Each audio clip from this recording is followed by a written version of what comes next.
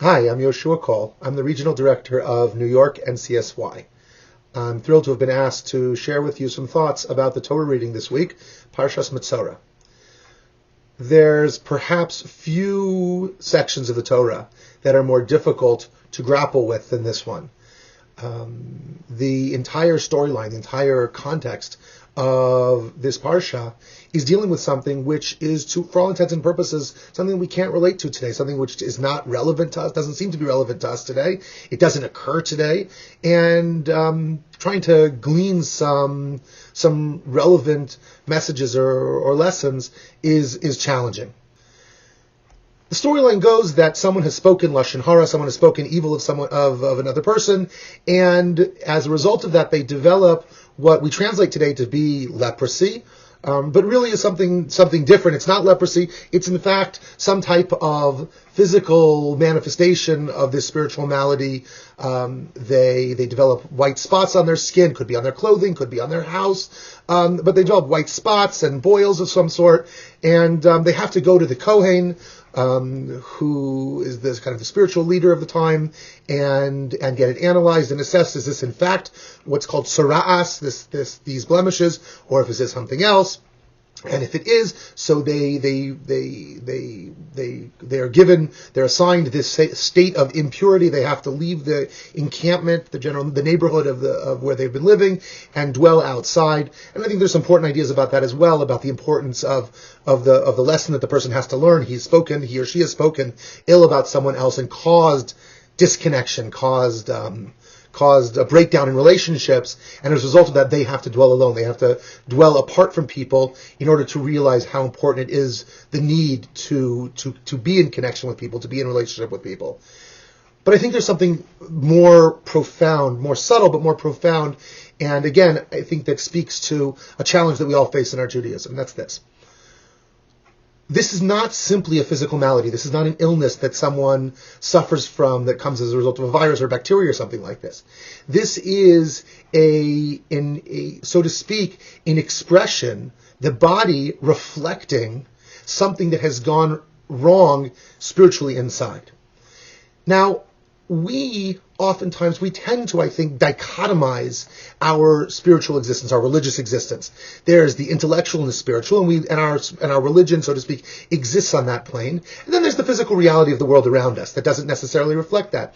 I relate to something which looks physically, something which looks rotten or moldy. I relate to that different than something that looks unkosher. Something that's unkosher might look delicious, and I can feel my mouth watering over it, but I don't necessarily repulse from it the way that I would repulse from something which is moldy. And there's reasons for that. But the reality is that I don't have that same sensory or that same physical reaction to something which is spiritually wrong as I do when I sense that something's obviously physically wrong. What I think the Torah is teaching us is that dichotomy is a mistake. That when a person does something wrong spiritually, and perhaps lashon hara is used as the example because it's more spiritual, so to speak, than other mitzvot, meaning if a person eats not kosher, so there's something very physical about that, I might understand that has a physical ramification in my body. But when I do something which is nothing more than simply speaking inappropriately, speaking ill of someone else, it's just words, it's just air, it's just vapor. But what the Torah is teaching us is that affects me physically as well. My body, so to speak, has been changed, has been altered, has been damaged as a function of the fact that I've done something spiritually incorrect. And if that's true, on the negative, that when I do something, when I make a wrong choice, and I do something spiritually damaging to myself, that doesn't just affect my spiritual state of being, which I can understand, but it affects my physical state of being as well. If that's true on the negative, then the amazing lesson is that that's also true in the positive.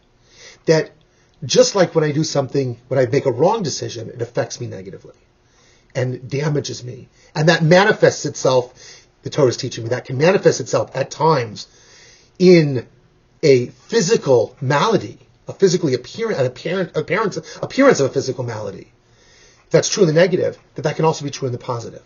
That I can grow myself, and I can change myself, And I can become someone different by making positive spiritual decisions as well. It doesn't mean that if I pray 3 times a day, or if I put on tefillin every morning, I'm going to lose weight, or I'm going to be more intelligent.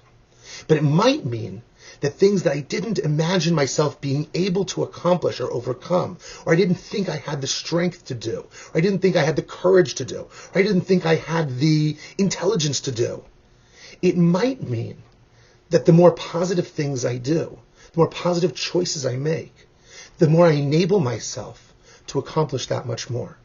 The more I change myself in tangible ways, the more I become someone entirely different. And the person, and I think we've all experienced this on some level, but the Torah's painting a very profound, powerful picture in this regard. The more I make those positive choices, the more I make those positive decisions within that realm that's relevant to me. There are things that are out of my ability. I'm not yet at a point where I'm able to make positive choices in certain areas. Certain things are foregone conclusions, and not even really challenged with the potential of making negative choices in those areas. But there's a range wherein I'm challenged and I grapple and I struggle. And sometimes I feel like I can never get out of that place that I'm in.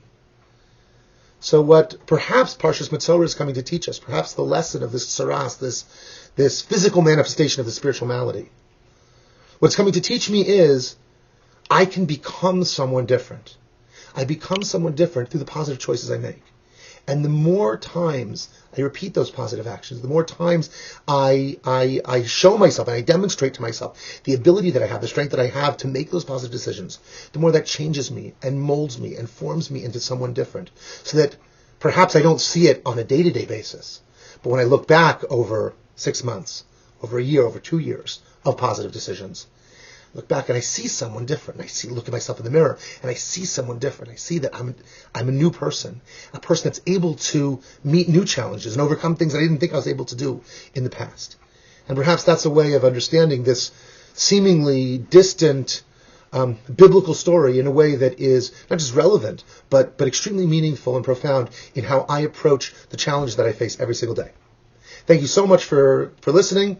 And you can always check us out and our activities at NYNCSY, NewYorkNCSY.com, or Facebook NYNCSY. Have a great day.